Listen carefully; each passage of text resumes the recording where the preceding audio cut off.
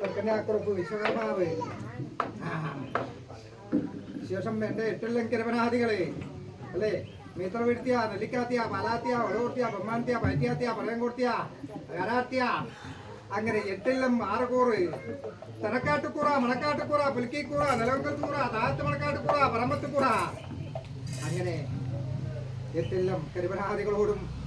ശേഷം കൂടിയിരിക്കുന്നതായ മഹാലോകരും ശേഷം തറവാട്ട് പൈതങ്ങളെ കുട്ടി കുട്ടി കിടാങ്ങളെ എങ്ങനെ നാല് വണ്ണം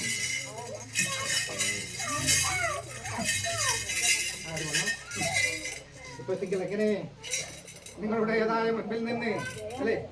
ഒന്ന് മറഞ്ഞു നിൽക്കാം അല്ലേ ആര് വണ്ണം തന്നെ എങ്കിലും എവിടെയാണ് ഭഗവാൻ അന്തർദാനം ചെയ്യേണ്ടത് അല്ലേ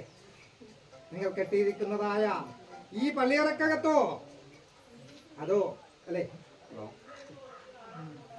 പഞ്ചഭൂതമായിരിക്കുന്നതായ നിങ്ങളെന്നിരിക്കുന്നതായ ശരീരത്തിനകത്തോ ഭഗവാൻ അന്തർദാനം ചെയ്യേണ്ടത്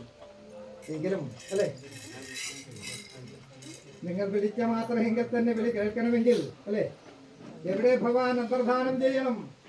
നിങ്ങളുടേതായ ഓരോരുത്തരുടേതായ കടകളഞ്ഞ മനസ്സെങ്കിൽ അതെങ്കിൽ തന്നെ ഭഗവാൻ അന്തർദാനം ചെയ്യണം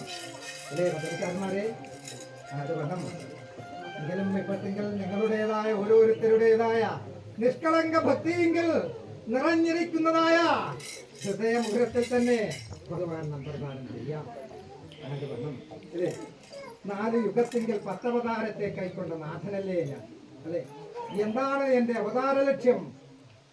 ദുഷ്ടനിഗ്രഹം ശിഷ്ടപരിപാലനമല്ലേ ഭഗവാന്റെ അവതാര ലക്ഷ്യം തന്നെ അല്ലേ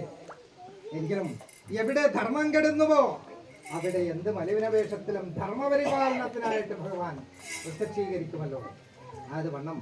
അന്ന് അനേകം ദുഷ്ടനിഗ്രഹം ചെയ്തു പോരുന്ന കാലത്തെങ്കിൽ അല്ലേ തനങ്കൻ മാതങ്കൻ അഷ്ടപുത്രൻ പുലകൻ കളകൻ ഗൗതമൻ മരീചി കണ്ണുമണ്ണും ആർക്കാണ്ടേൻ ദത്താത്തൻ താപസൻ നാരദൻ തുടങ്ങിയിരിക്കുന്നതായ ദേവന്മാരും ദേവഋഷികളും അന്ന് ശ്രീപാലാഴി വടക്കേക്കര ചെന്നിട്ട് അനേകം സുഗന്ധമേറിയിരിക്കുന്നതായ പുഷ്പങ്ങളാൽ എന്നെ അർപ്പിച്ചിട്ടുണ്ടല്ലോ മുല്ല മല്ലിക കൈത കനകനാറ് ചെത്തി ചേമന്തികം പിച്ചകം കരിങ്കൂവളം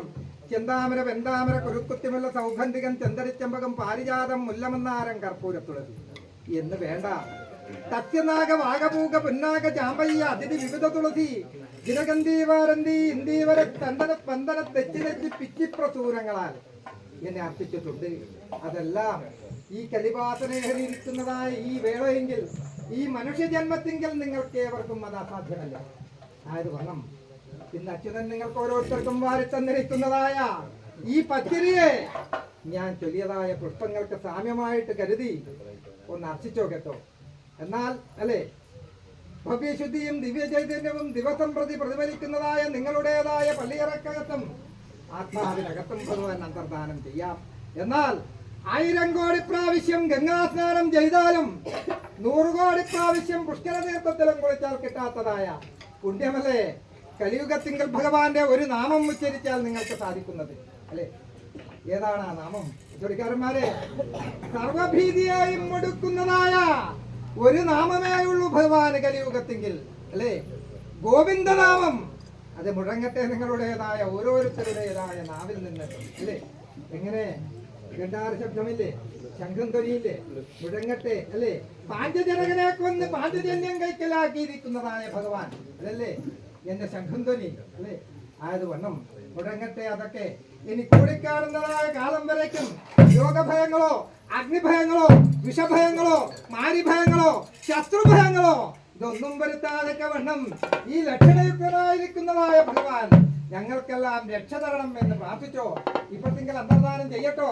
മുഴങ്ങട്ടെ ശംഖനാഥൻ കണ്ടാര ശബ്ദങ്ങളും മുഴങ്ങട്ടെ എന്റെ ഗോവിന്ദ